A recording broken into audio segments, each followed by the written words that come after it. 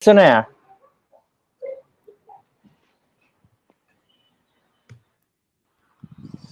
So, hello everybody. My name is Silvia Gilezan. I'm going to chair this session. But first of all, I would like to invite Carlos to welcome you to FSCD, and then Ugo to welcome you to ITRS.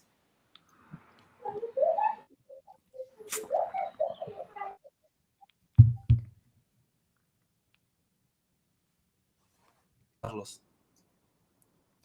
Oh, Carlos is muted. Muted.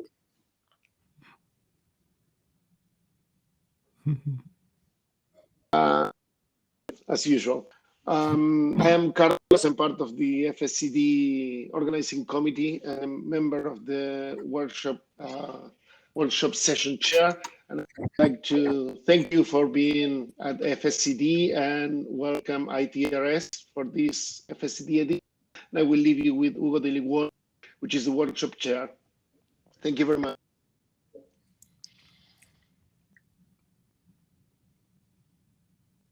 It's a pleasure to start this workshop, which is affiliated to the FCD.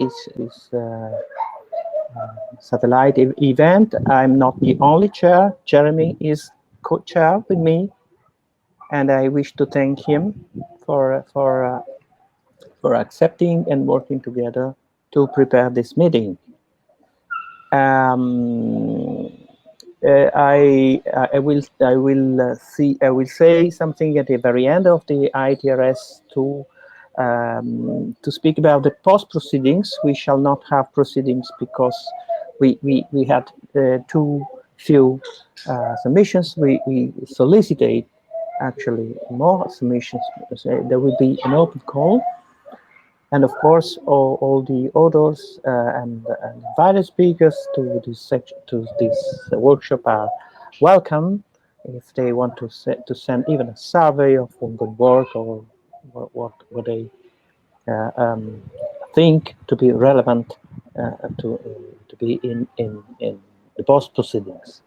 So I will not take more time to the chair of this section and to Jeremy, who is going to speak. So please, Silvia, you may start.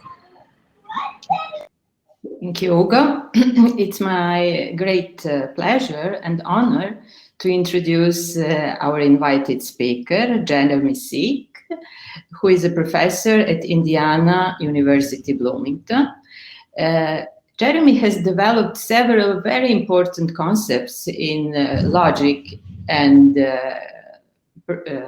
computer science, and let me just briefly mention some of them. In his PhD thesis at Indiana University, he laid the foundations for constraint templates, which are known as concepts proposal for C++. Prior to his PhD, he developed Boost Graph Library, a C++ generic library for graph algorithms and data structures. This is a very influential work, and it was prior to his PhD.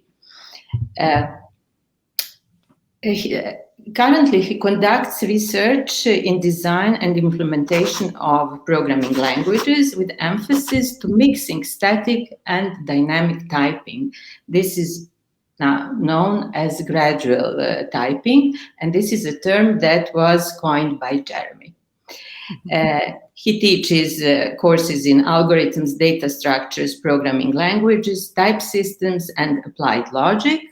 And I don't want to use more of Jeremy's type, but want to mention my favorite work of Jeremy, and this is Programming Language Foundations in Agda, which he co-authored with Wen Kokke and Phil Wadler. And this is really a work that's very fundamental for researchers, but also for students. And our students love that work very much. And please keep continuing to work on it. Today, we are keen to hear about intersection types and filter models in Jeremy's newest research. Please take your time. Thank you very much for that kind introduction. All right, I'm going to go ahead and share my screen. Actually, I think I'm going to try sharing the whole screen for a moment to see if that works.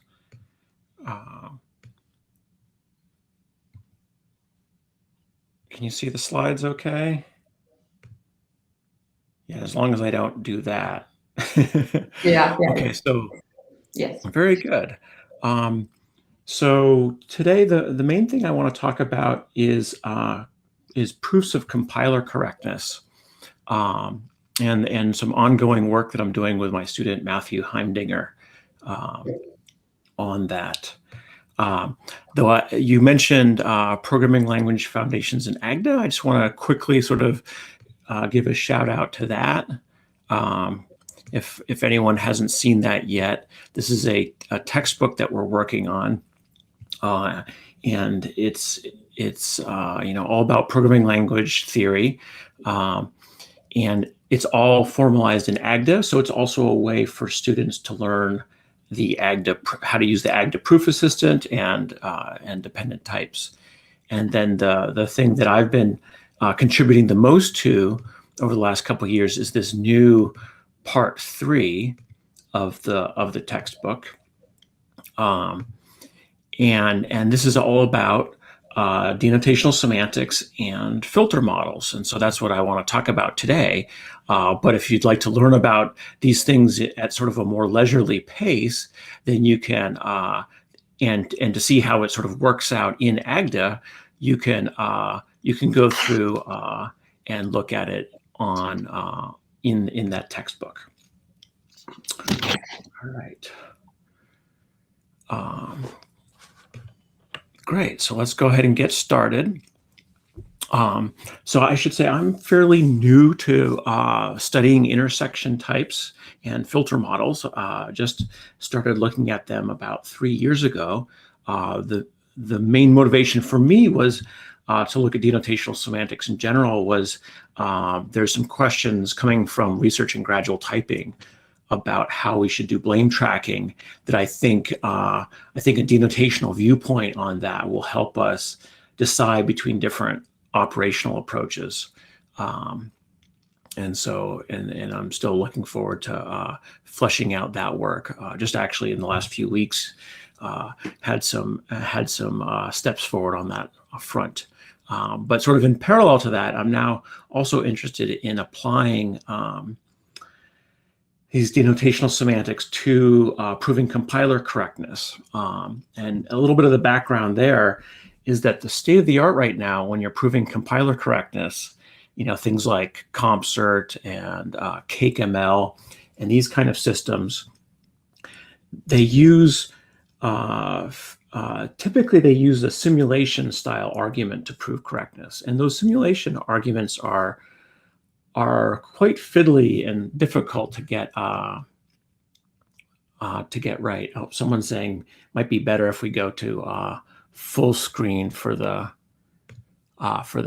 slides. Sure, let's do that. But actually, you know what? If I do full screen mode, I'm not going to be able to see I think what I'm going to do is I'm going to stop sharing my whole screen and switch over to just sharing the slide screen here.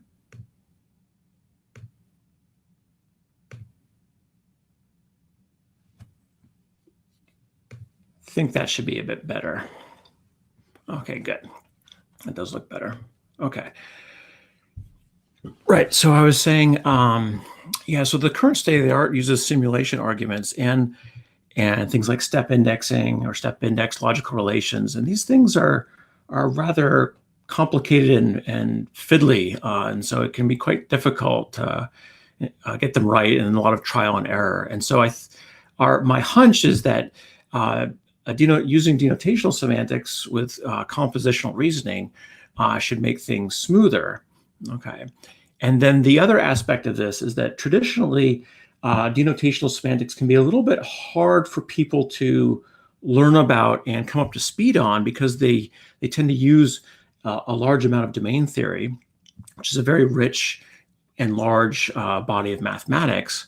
But what's kind of interesting with these filter models and with these intersection types is that if people already have a fairly good knowledge of type systems and operational semantics, then it can be fairly easy actually to leverage that knowledge and learn about the filter models. So that's actually my first comment here, is that is about intersection type systems, right? So on the left here we have a fairly standard intersection type system. This is for a call by value lambda calculus. And then on the right here, I've written out sort of my own sort of rendition of how I like to think about a filter model. And on the face of it, these two things, maybe look quite different. I'm using different symbols. On the left, I've got these things I'm calling types. On the right, I've got these things I'm calling values. Typically we talk about type systems as being things that are sort of a compile time analysis of a program, that take a fairly coarse-grained view of what's happening in a program, and categorize things like, oh, this is an integer, this is a string, things like that.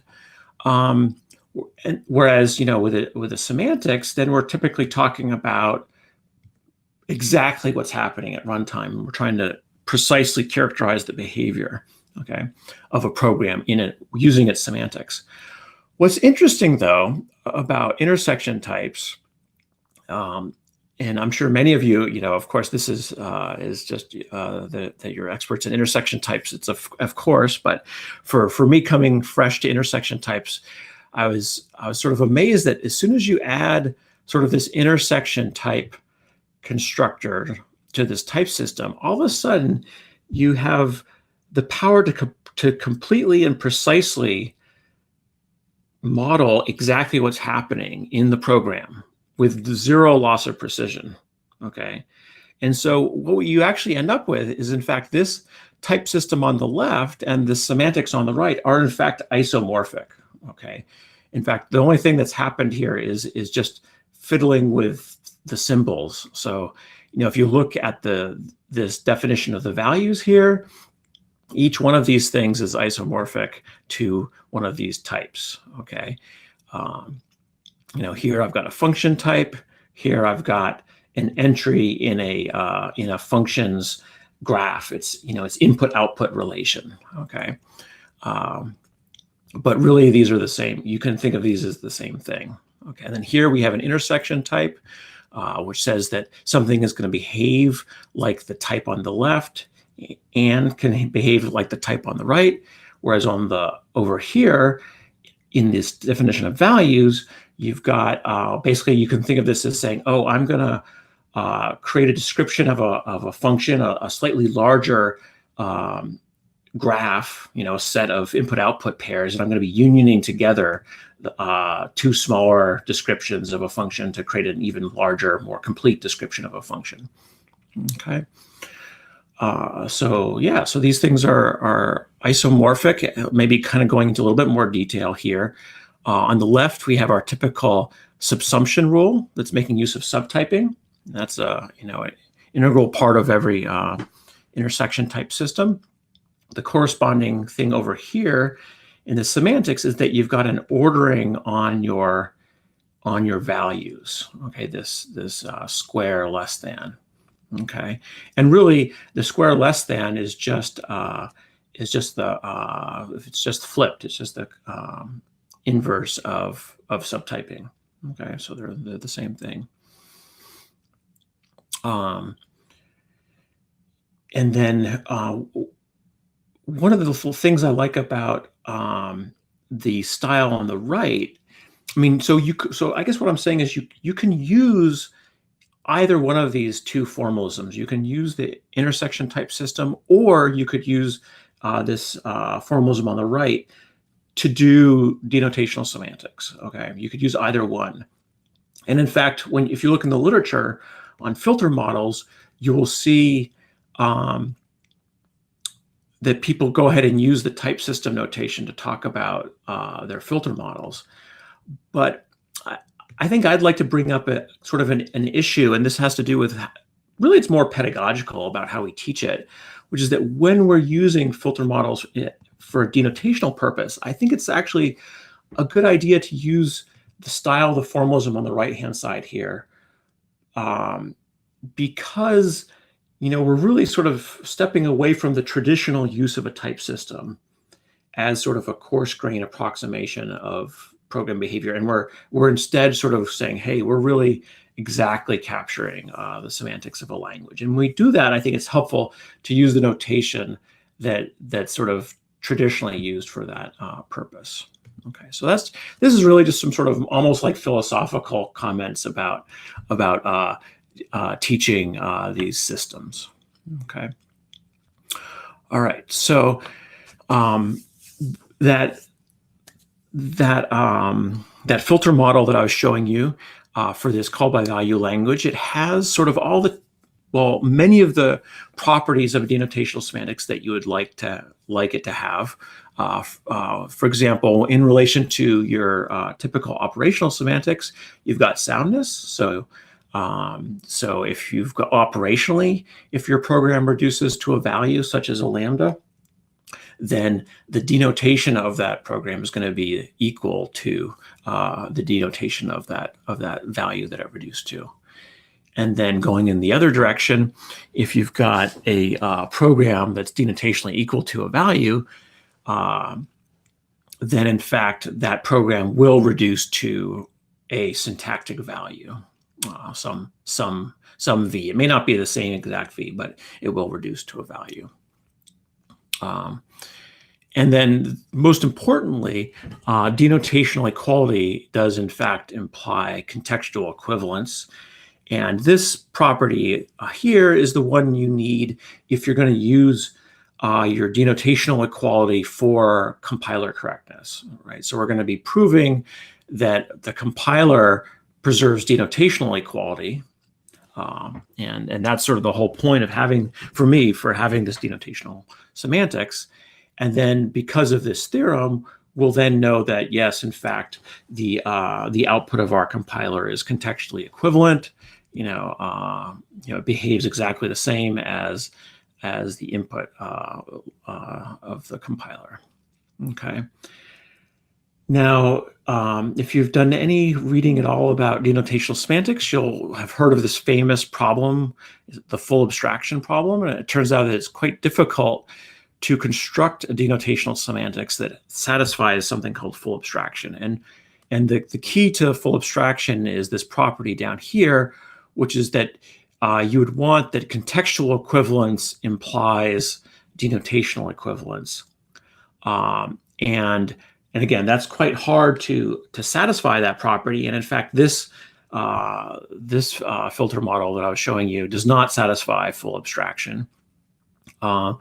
However, my opinion about that is that that's okay.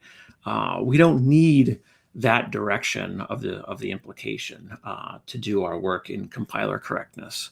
That being said, and sort of the reason why this full abstraction oftentimes fails is that the denotational semantics sometimes says things are two different programs have different denotations, even though they really behave the same.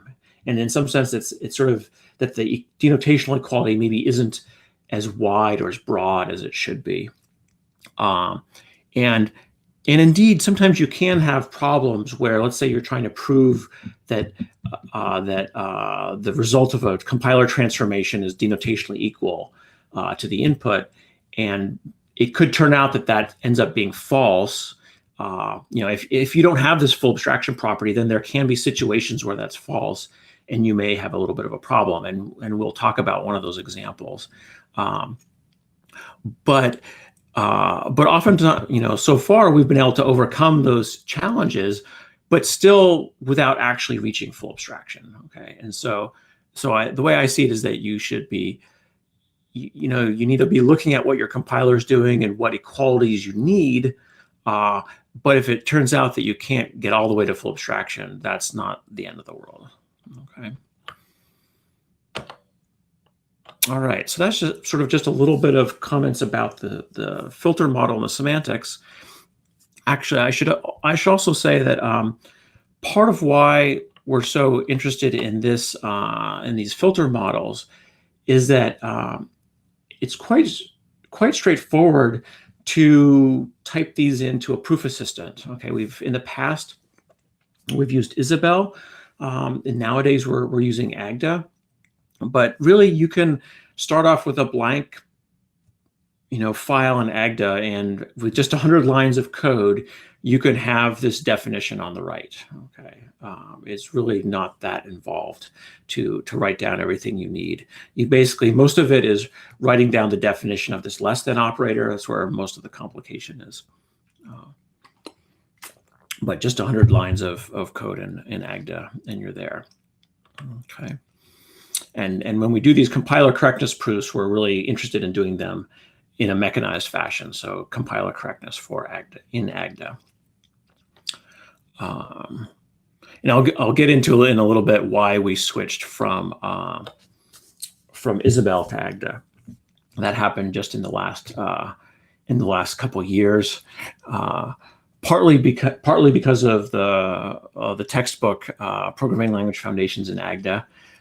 Phil Weiler helped convince me to move over to Agda, but then the real killer argument for going to Agda, I'll get to in a little bit. Okay, so now let's talk a little bit about compilers. Okay, and so boy, I just love compilers. I love implementing compilers. I love teaching about them. I'm working on another textbook about compilers. And so that's exciting, and actually just got a contract with MIT Press for that. So next year you'll be seeing a new book coming out about called The Essentials of Compilation. And what I've got here on this screen is a simple example of how you might compile a little call by value lambda calculus like ISWIM, for example. Okay, and so here's the source language ISWIM. So it's just a little, you know, functional language. And then each of these arrows is showing a compiler transformation. And so you might first optimize. You might have an optimization. We call it a pass, one step in the compiler transformation, where you optimize. You might do something like simplify arithmetic expressions like 1 + 2 into 3 at compile time. So you're doing what's called constant folding. And then you might do the closure conversion step. And we're going to talk a lot more about that particular step. That's where you're going from functions with lexical scoping, as in the lambda calculus, compiling into a target language that does not have lexical scoping, and eventually, you know, going down to like x86 assembly code. That language, of course, does not have lexical scoping, so you got to take care of it in the compiler. So that's what the closure conversion is all about. And so each one of these nodes in this graph here is an intermediate language, or sometimes people call it an intermediate representation or an IR.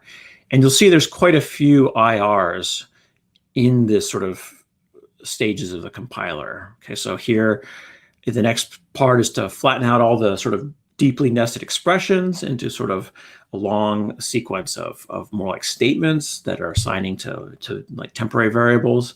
And so then we're in what's called administrative normal form, or ANF for short. And then you do instruction selection typically, where you're translating the x86, but not quite all the way, because you still have an unbounded supply of variables that you're using. And then maybe as the last stage, you would do register allocation. Okay, so this is sort of what a simplified view of what a typical compiler for a functional language might look like. Okay. Maybe any questions so far about what we've got here? Take a quick look over at the chat. Yeah, I posted in the chat that people can ask questions in the chat, but up to now we don't have any. Okay. So just to encourage questions in the chat. Yeah, great. Okay, so so here I just want to show you some examples of what some of these compiler transformations look like on some little examples.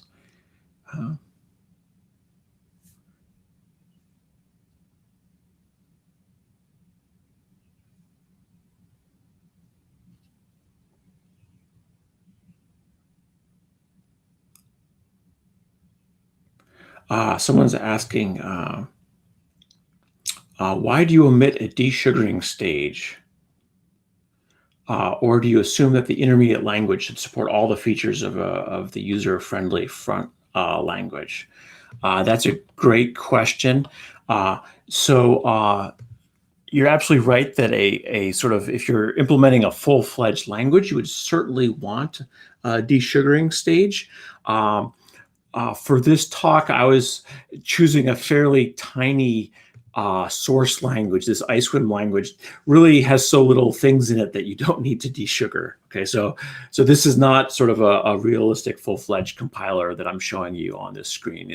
But the idea here is I'm going to be trying to capture sort of some of the trickier parts of compiling a functional language. Okay, so again, this is a somewhat simplified view of a compiler here, and you would indeed want a desugaring stage. And in fact, in the compiler textbook, we certainly have examples of desugaring, because that's also an important pedagogical thing.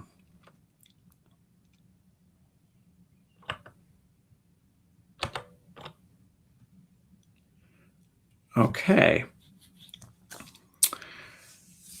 All right, so let's look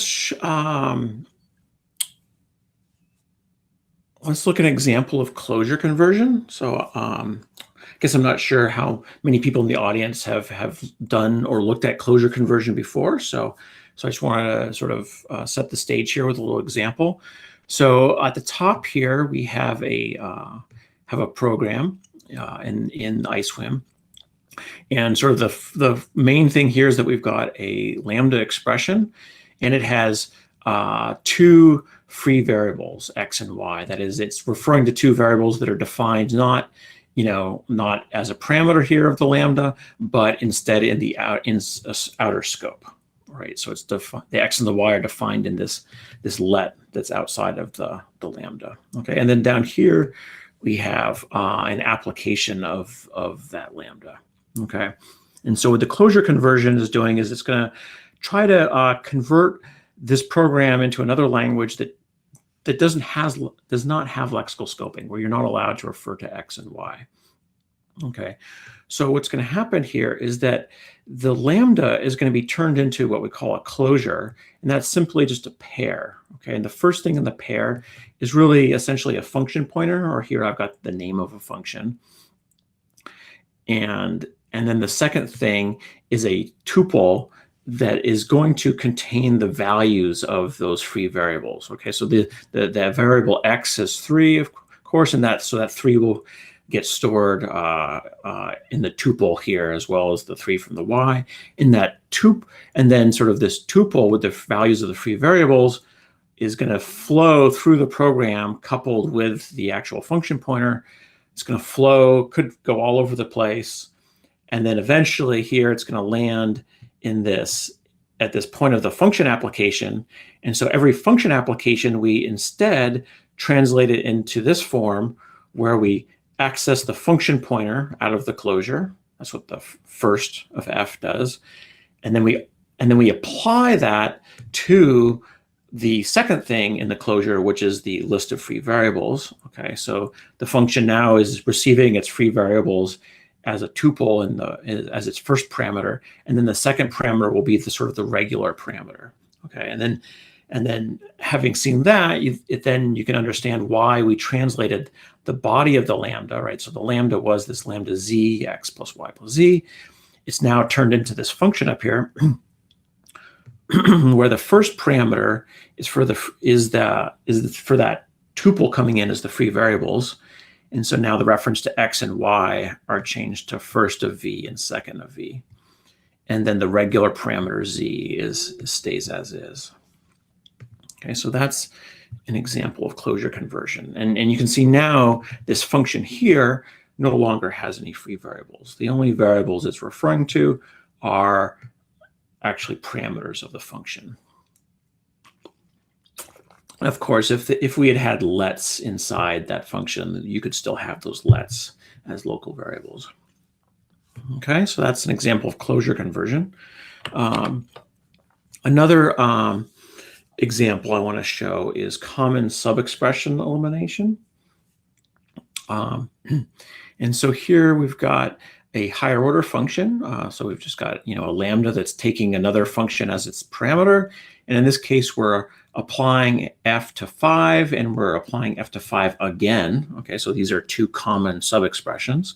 And by the way, of course, a programmer is oftentimes not going to write programs that have common subexpressions. But what happens typically is when you're compiling is that you maybe you're using library functions, or or you're calling into many other functions, and then you're in the optimization stage you're doing inlining, and after inlining it's quite common that you end up with common subexpressions. Okay, and because it's happening automatically, there's no chance for the programmer to say, oh, these things are common subexpressions. Let's instead write them once, as I've done down here. Right. So because it's happening, the opportunity for noticing these things is happening, during compilation, then you therefore need an automatic compilation step to sort of remove these common subexpressions.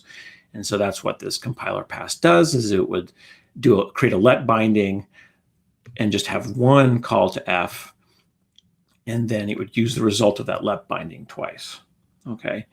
And of course, for this particular transformation to be valid, where we're doing common subexpression on function calls, those function calls better be not side affecting. Okay, so like in a pure language like ISWIM, this is a valid transformation. If you were going to do this, you couldn't just do this in C unless you also analyzed the function that you're calling and knew that it was pure. Okay. But indeed, there's another example of common subexpression elimination. Okay. And so then our overarching goal then is that, we will have implemented all of these compiler passes, perhaps modeling them as functions in Agda. And then we want to prove that the denotations of all of these programs, as they go through the compiler, that their denotations are all equal. Okay.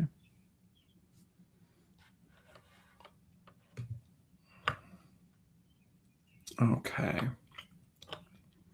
All right. So now I'm going to start sort of diving into various challenges that we've bumped into on the road to trying to prove that this compiler is correct, and in using filter models as our basis for this.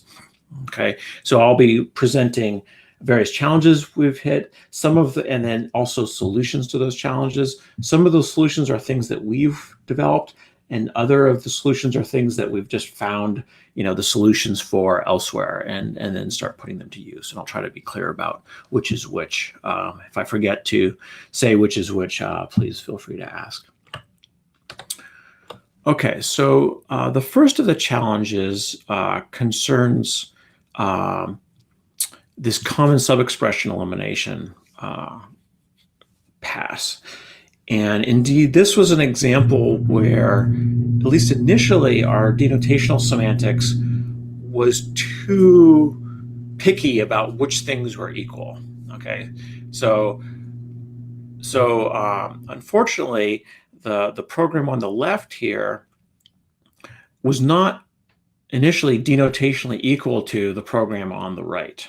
Okay, using sort of your sort of typical standard filter model. Okay, and the reason, what it really has to do with is that these filter models or graph models, they both use essentially a relation to talk about the meaning of a lambda. Okay, And so here, let's look at this example. So we can talk about, well, what kinds of values, denotational values, are in the meaning of this expression f, f applied to 5, f applied to 5. Okay, so it turns out this particular value, so here capital F is one of these denotational values, and this one, it's going to map 5, the value 5 to 1, and it's going to map 5 to 2. Okay, so, right, so this is not a function, it's a relation, but it's something that our definitions are allowing at this point. Okay, and so if you have this capital function f, if you put it through this program here, you could apply f to 5, and maybe you get the answer 1 from this first application, and then you apply f to 5 again, but this time you get 2, and then 1 plus 2 is 3. So then the result of that, that could be, of this overall lambda, could be a 3, okay? Which of course, you're probably thinking to yourself, that doesn't make sense, and indeed it doesn't, but it's just mathematically, that's what this filter model is allowing us to, it's admitting that, even though it shouldn't. And then if you look at this transformed version of the lambda that's now using a let, of course now, since it's only calling f once, the results of this lambda could either be 1 plus 1 is 2, or it could be 2 plus 2 is 4. Okay, but you're never going to get 3 out of the meaning of that lambda. Okay, so there's sort of a problem here, is that you were accidentally allowing our lambdas to be relations instead of functions. Okay, and in some sense, if we had a completely closed program, this wouldn't be an issue. Okay, because all the actual programs that we're going to look at are going to produce functions. Okay, but if you want to analyze in isolation a program like this with this lambda f that has this, has the parameter f that's coming from who knows where, maybe you're doing separate compilation of different modules, and so you have one module like this one maybe that has a higher order parameter. You're sort of making assumptions about what code in other modules can do, and the problem here is that our denotational values are sort of being too permissive about what those other chunks of code might do. And it's allowing them to potentially be relations, even though we know, in fact, they'll be functions. Okay, so sort of the obvious thing is, well, hey, let's restrict them to be functions. Okay, and so classically, well, what does it mean to be a function? Of course, it means, well, if you had the input-output pair VW in F and V prime W prime in F, then whenever V and V prime are equal, then your W and W prime should be equal, right? And so you might naively say, well, let's just apply that restriction to our values, but unfortunately that doesn't quite work.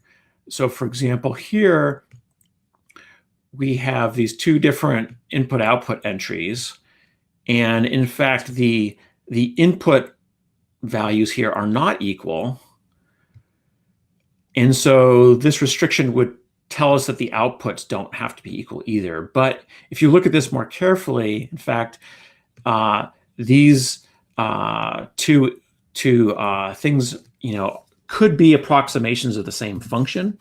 And so in fact, we really should be forcing the outputs to be equal here. Okay, and so kind of the trick here is that the way these filter models work is that you never have your hands on the entire infinite description of a function with all of its input-output pairs. You always are looking at finite approximations of them.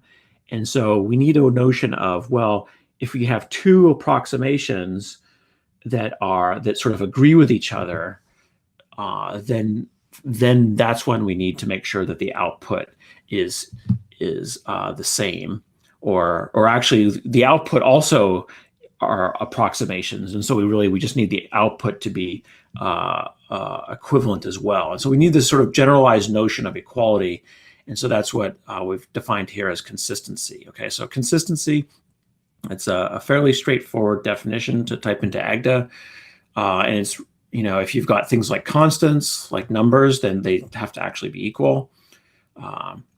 But for functions, whenever the input is consistent, then the output is consistent. Okay, and so that's this recursively defined relation. And it turns out you may be wondering, well, how on earth do you encode this implication in sort of this inductively defined set that we're doing here? It turns out you also sort of need to define the negation of consistency mutually with consistency, and it turns out that's not difficult to do. So then you can encode this implication as, not this or that. Okay.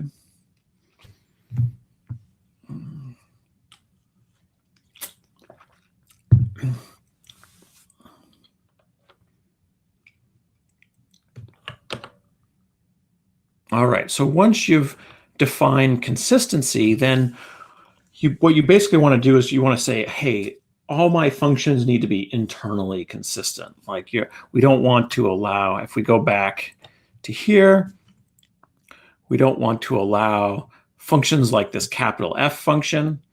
And indeed, you can say, well, okay, these two inputs are consistent, but the outputs are not consistent. So we need to disallow values like that. And so we're going to create this Wellformedness condition, WF, that says whenever you're creating a larger tabulation of your function with, different input-output pairs on either side, you need them to be consistent. Okay. So that's what that does, and then we can then use this restriction in various places in the semantics whenever we're getting fresh values popping up somewhere like this V. We can restrict it to be well formed. So with this restriction, we now are in the world of functions only in our model, instead of also allowing relations. And this consistency restriction is also fairly easy to enter into Agda. Is when I was saying you could do this filter model in 100 lines of code, that includes this definition of consistency and Wellformedness. Okay. All right, so once we've got that definition of consistency, we can we'd like to be able to prove a theorem like this one here, determinism, which basically says, okay, if we're getting these two different values out of the meaning of an expression, that they need to be consistent. Okay, that really that they're approximations really of the same sort of ideal representation of this function. Okay. And so it turns out that theorem, when you're trying to prove that theorem, you need the following lemma, which says that consistency is downward closed. Okay, so if you've got values that are consistent, then you could move down from U1 and U2 down to V1 and V2, and that V1 and V2 would also be consistent.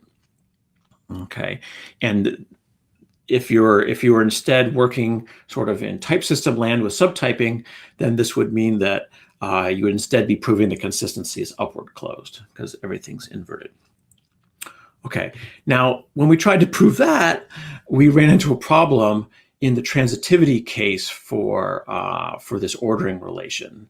And the problem is that even though we knew that that the U and the W here were well formed and internally consistent, this V pops up out of nowhere, and we didn't know that is well formed. Okay, so this is and when we bumped into this problem, we fiddled around with a bunch of different possible solutions. One is just sort of maybe adding another restriction here that the V is well formed. We ended up not liking that approach because it then then we need to define well-formedness and consistency before we even get to this ordering relation, and we're having troubles with what order do we do our definitions in. So the solution that we ended up going with, there's a sort of a little bit of a story behind that, is and now I want to switch back to the type systems view of this, because that's where some of the research happened in the literature. And so basically what we were starting to look at is, well, how could we get rid of the transitivity rule? Okay, so here again, we're back to looking at subtyping, and here's your fairly standard definition of subtyping with using sort of the traditional BCD rules, and you've got your transitivity rule in the middle. And I should also say that in addition to sort of just this technical problem of not wanting transitivity because of this B coming out of nowhere, and technically that's an example of this rule not satisfying what's called the subformula property. So besides that problem, I also, just as a practitioner, I don't like transitivity rules baked into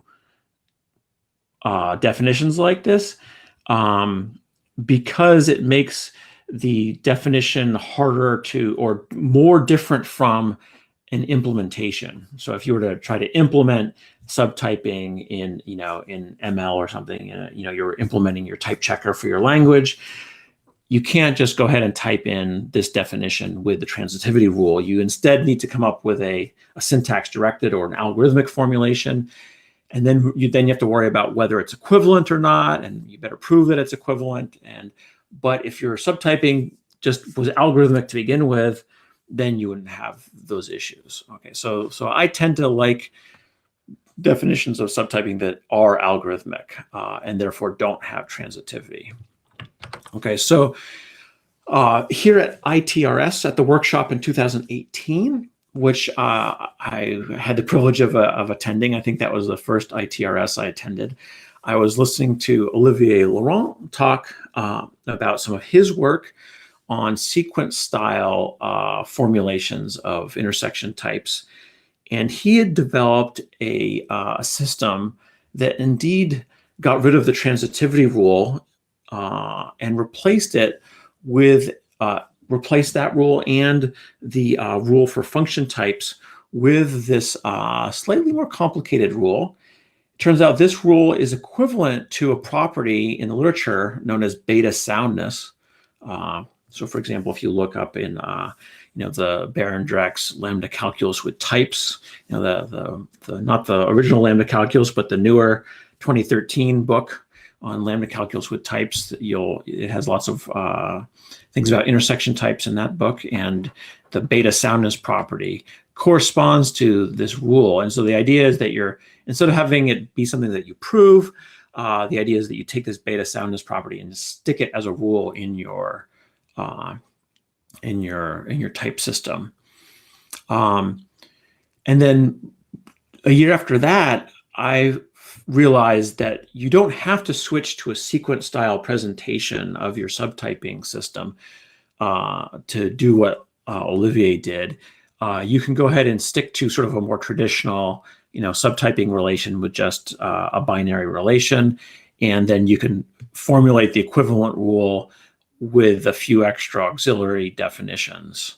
Okay, so you need, and you can see here that really,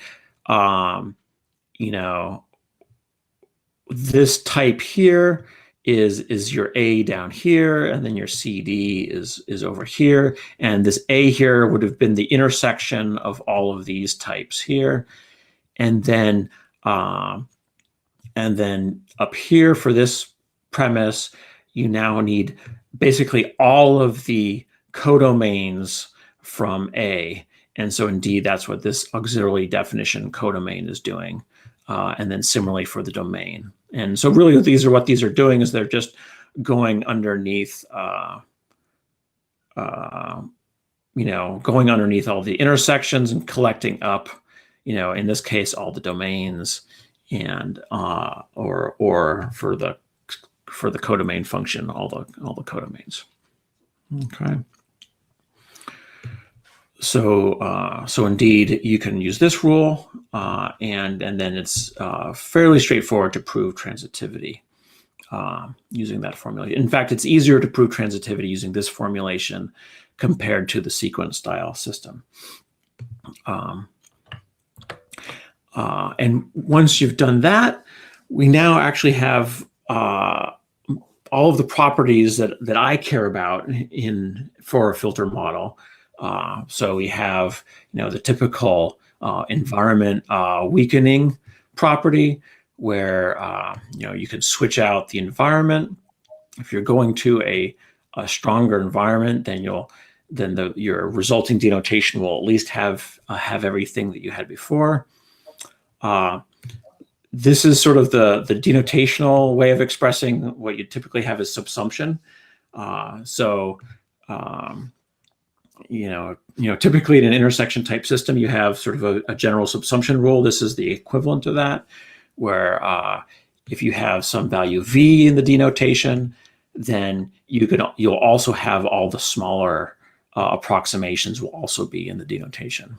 Okay, and then I mentioned determinism, and then the final one that's important here is sort of a slightly more a deeper property, which is that if you have two different approximations of the meaning of M, then you can combine those two approximations into a bigger approximation, and that will also still be in the meaning of M. Okay. So that in terms of an intersection type system, that's equivalent to intersection introduction. Okay.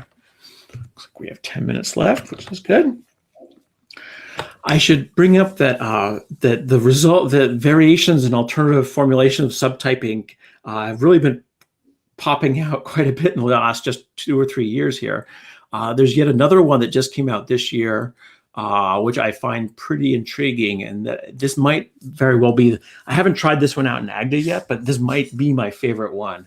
And so I might switch to using this one in the future.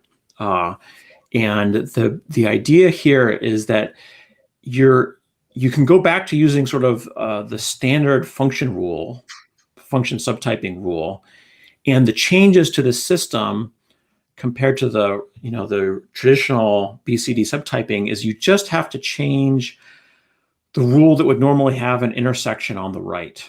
And instead, what you do is you look at the type on the right and you say, are you what's called splittable or not? Okay. If you're not splittable, then you're going to need to use one of the other rules because you don't actually have an intersection at the top. But if you are splittable, which means either you have an intersection at the top and then you can split it up into smaller pieces, or you have a function arrow, but you can split up the codomain, okay, and then proceed further down, okay. And so you split your D into two pieces, B and C, and then proceed to require A to be a subtype of both of those pieces, okay. And so, for example, it's this rule up here in the splitting that essentially describes how you do distributivity for function arrows, okay. And what's nice about this formulation is, again, your function subtyping rule stays the same, and so the changes are really mostly about conjunction, which is going to stay the same no matter how many type constructors you have in your language. And then the one place you do have to address distributivity is with these splitting rules. So I think that's an interesting development. Okay, I think I'm going to fairly quickly skip over this piece that in our work with Agda and doing compiler correctness, we had to choose, how to deal with variables and substitution. You've probably heard about all the different research on sort of the huge number of different options that people have developed for dealing with variables. The one I have settled on recently, and this is by way of the Programming Language Foundations in Agda and learning from Phil Wadler, is that his student Connor McBride has been a proponent of this particular approach to using de Bruijn indices. And so this isn't the approach that you'd see maybe in like types and programming languages. You know, Benjamin Pierce's book, this is a different approach, but it's still using de Bruijn indices. And kind of the idea is that whenever you define substitution, you do it in a two-step approach where you first define essentially alpha renaming. So that's this rename function. And then you define substitution. And when you're doing alpha renaming, the main trick is, well, what do you do when you hit a lambda?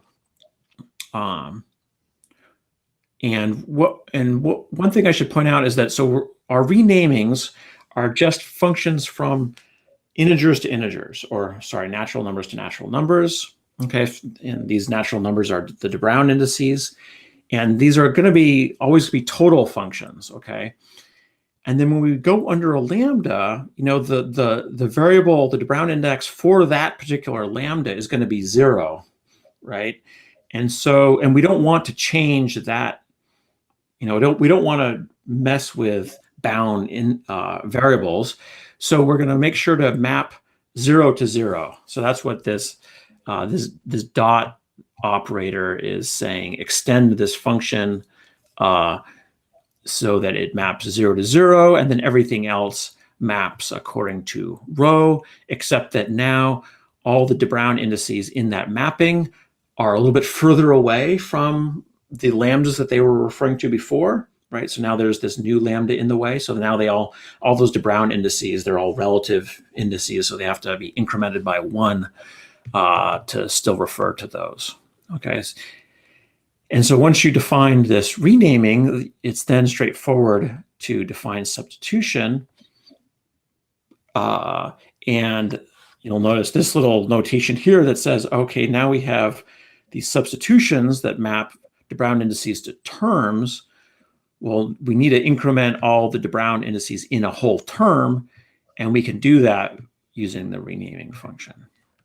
Okay, so this ends up being a fairly smooth way in Agda or any of the proof assistants to deal with substitution and variables. And once you do that, you can mostly forget about variables. So that's great. Jeremy, okay, the last few minutes, Jeremy, just yes. I would just like to remind you it's 3 minutes left with the discussion, but I hope that we will be able to stay in the room for the questions. Yes, yeah, we'll go to that breakout room. So yes, okay. Wow. It's funny, I didn't create that many slides, but boy, the time is going fast. So maybe the last thing I'll mention is this repetitive meta theory challenge, which is that you'll notice that we have a lot of different languages to deal with. And for each one of these languages, we're going to need a lot of the same lemmas. Okay, for example, we're going to need very classic results like this substitution lemma, right? Straight out of the lambda calculus by Berenject. And we also will need things like, you know, for example, to be able to do beta reduction, we're going to need to know that substitution, that you'll get the same denotation if instead, you know, you take the meaning of that argument and the meaning of the body of the function, and then do the semantics of that. Okay, and so we need sort of to do these theorems over and over again for all of these languages, and that gets extremely repetitive. So what we've been working on is how can we sort of do generic or polymorphic versions of all of these things. And so the first key piece is to use something called abstract binding trees from Robert Harper. And this is really the key place where we're using dependent types, and why we needed to use Agda, not Isabelle, is that we've got this generic notion of an abstract syntax tree that knows about variables, but it's indexed, you know, that we've got it's got these dependencies that then tell it, oh, but this is the actual language that you're doing. So like if you're doing the lambda calculus, then you can put in a particular set of operators in a particular signature that says, oh, this is the lambda calculus. Okay, and that's what these things are here. And then you can just plug those into your abstract binding tree library, and boom, now you have representation, a syntactic representation for the lambda calculus. But more importantly, you get all these theorems for free from that library. Okay, so these theorems can be proven once and for all. In my lifetime as a PL theorist, I've proven variations of these theorems over and over again. If we want to continue here, we have to join the discussion room because yes.